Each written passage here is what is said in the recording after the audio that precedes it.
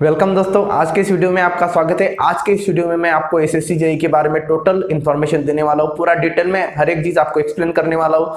Diploma और degree वाले कौन सी पोस्ट के लिए अप्लाई कर सकते हैं, कौन सी पोस्ट सिर्फ डिप्लोमा के लिए, कौन सी पोस्ट सिर्फ बी वाले दे सकते हैं, ये सारी चीजें मैं इस वीडियो में डिस्कस करेंगे। साथ में इसका सिलेबस क्या है, कितने पेजेस में रहेगी एग्जाम, ड्यूरेशन कितना रहेगा, कितने मार्क्स की एग्जाम रहेगी, इंटरव्यू रहेगा या नहीं रहेगा, वो सारी चीजें, कितनी टाइप की पोस्ट होती है आपको यहाँ पर और कितनी सैलरी होती है, सारी चीजें हम डिटेल में इस वीडियो में देखने वाले हैं। तो वीडियो को बिल्कुल भी मिस मत कीजिए।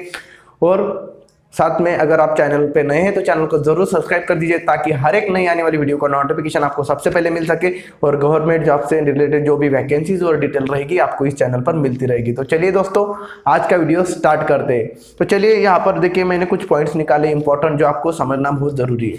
तो पहले तो मैं आपको बता देता हूँ कि एलिजिबिलिटी क्या है, कौन से लोग जूनियर इंजीनियर, जो स्टाफ सिलेक्शन कमीशन होता है एसएससी, तो जूनियर इंजीनियरिंग के लिए कौन से स्टूडेंट अप्लाई कर सकते हैं। तो देखिए यहाँ पर दिया हुआ है, अलग अलग 8 टाइप के डिपार्टमेंट है यहाँ पर, ठीक है। 8 टाइप के डिपार्टमेंट है, उसके लिए आप अप्लाई कर सकते हैं। और यहाँ पर देखिए कुछ स्पेसिफिक ब्रांच के स्टूडेंट है वही अप्लाई कर सकते हैं, जैसे कि देखिए civil, electrical, mechanical, quantity serving and contract, इसमें जिसकी डिप्लोमा या इंजीनियरिंग हुई वही स्टूडेंट इस पोस्ट के लिए अप्लाई कर सकते हैं। कंप्यूटर आईटी वाले स्टूडेंट इसके लिए अप्लाई नहीं कर सकते। जो मैंने यहाँ पर ब्रांचेस बताई है, इन्हीं 5 ब्रांचेस के लिए एसएससी जेईई की एग्जाम होती है, ठीक है। तो यहाँ पर पहले आपको बता देता हूँ कि इसकी सैलरी क्या रहेगी। तो यहाँ पर देखिए एसएससी जेईई जब आप जूनियर इंजीनियर की पोस्ट के लिए ज्वाइन करते हैं तो आपका बेसिक जो पेमेंट होता है वो 35,400 से लेकर आगे हो सकता है, ठीक है। लेकिन बेसिक जो मिनिमम पे आउट होता है आपका वो 35,400 आपको आपके हाथ में इन हैंड मिल जाता है, ठीक है। और बहुत सारे अलाउंसेस भी मिलते हैं, जैसे कि medical allowance, educational allowance, dairy allowances, तो ऑल डिफरेंट टाइप के अलाउंसेस होते हैं। तो काफ़ी ज़्यादा आपको आपके इन हैंड में मिल जाता है, ठीक है, सैलरी। तो टेंशन लेने की जरूरत नहीं है, ठीक है। और इसमें देखिए प्रमोशन जो होता है थोड़ा धीरे होता है एसएससी जूनियर इंजीनियरिंग के लिए।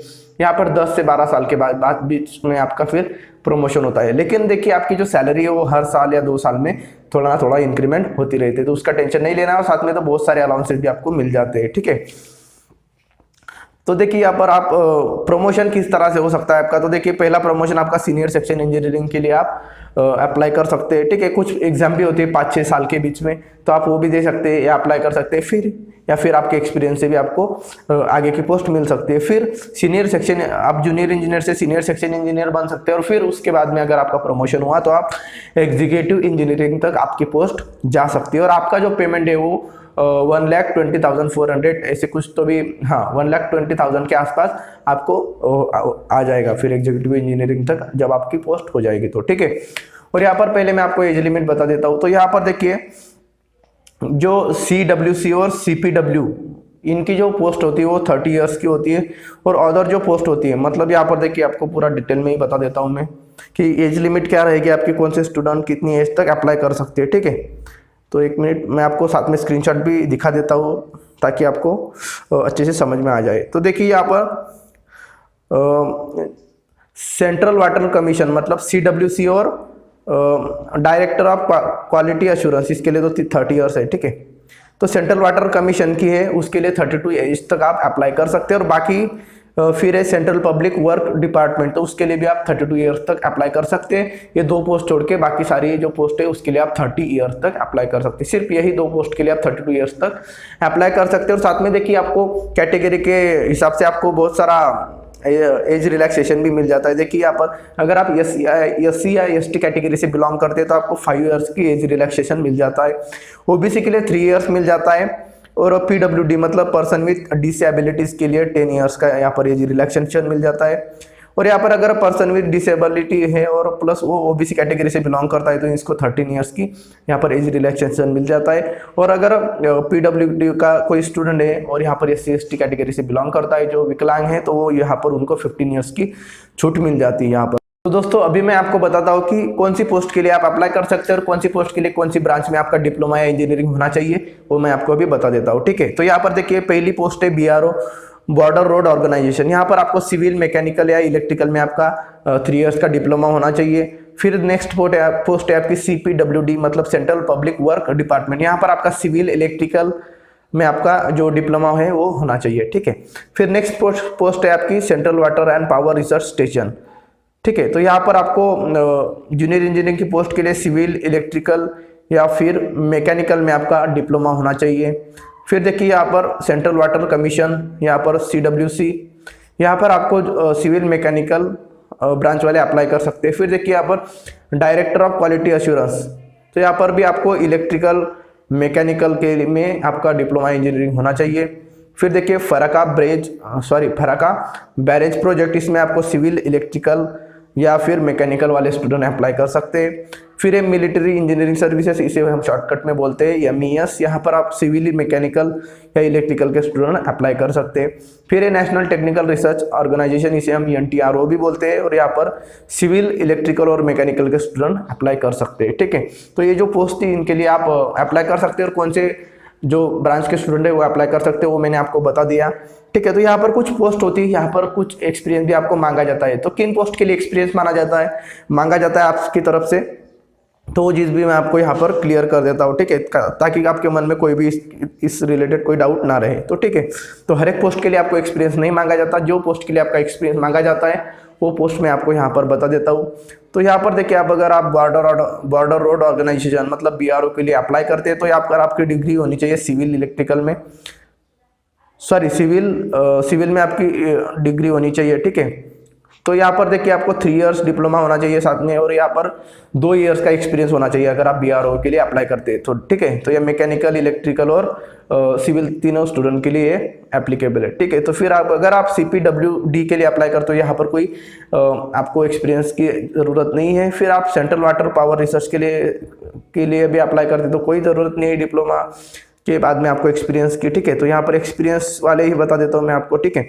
तो अगर आप यहाँ पर देखिए डायरेक्टर ऑफ क्वालिटी एश्योरेंस के लिए अप्लाई करते हैं, तो यहाँ पर आपको एटलीस्ट 2 ईयर का एक्सपीरियंस होना चाहिए। फिर देखिए यहाँ पर नेक्स्ट यहाँ पर देखिए फराका बैरेज प्रोजेक्ट, यहाँ पर भी एक्सपीरियंस की कोई ज़रूरत नहीं है। फिर यहाँ पर नेक्स्ट MES के लिए अगर आप अप्लाई करते हो, यहाँ पर आपको 2 ईयर का एक्सपीरियंस होना चाहिए रिस्पेक्टिव फील्ड में। फिर यहाँ पर है नेक्स्ट MES, वही है 2 इयर्स का एक्सपीरियंस होना चाहिए। फिर नेशनल टेक्निकल रिसर्च ऑर्गेनाइजेशन, इसमें कोई ज़रूरत नहीं है, ठीक है। तो इस तरह की जो यहाँ पर देखिए MES के लिए आपको 2 इयर्स का एक्सपीरियंस होना चाहिए। फिर अगर आप डायरेक्टर ऑफ क्वालिटी एश्योरेंस के लिए अप्लाई करते तो यहाँ पर भी 2 इयर्स का आपको एक्सपीरियंस होना चाहिए।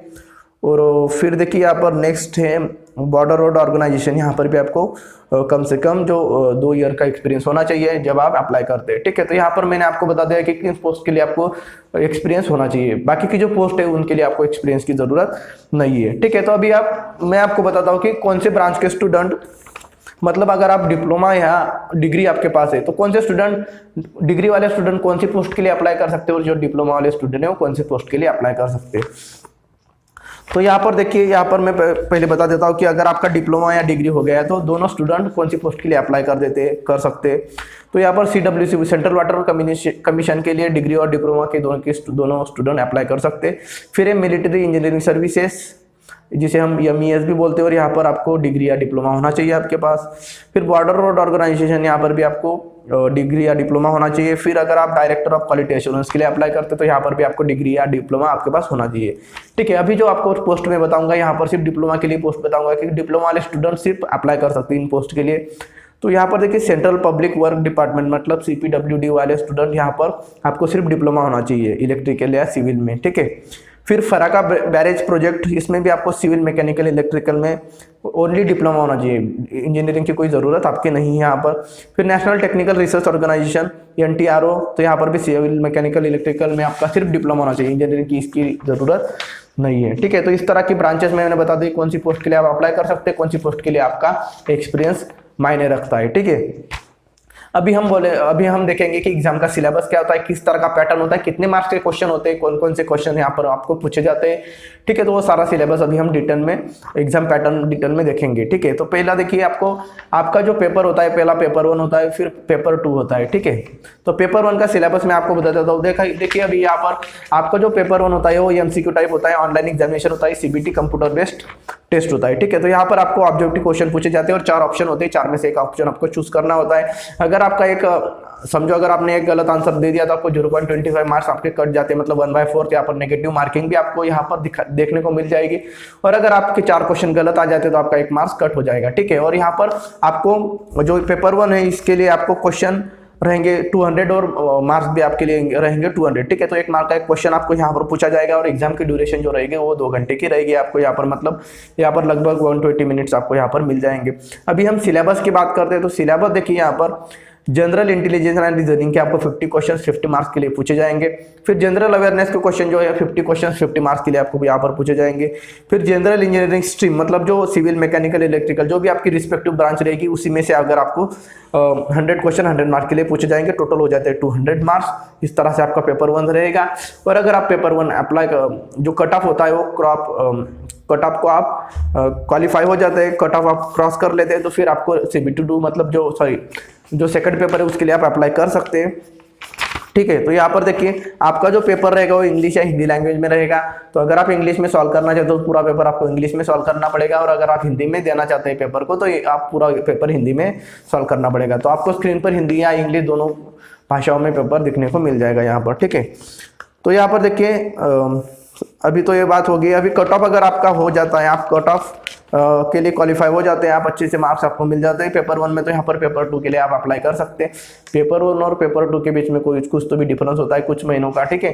तो आपको यहाँ पर पढ़ाई करने के लिए टाइम मिल जाता है पेपर 2 के लिए भी, ठीक है।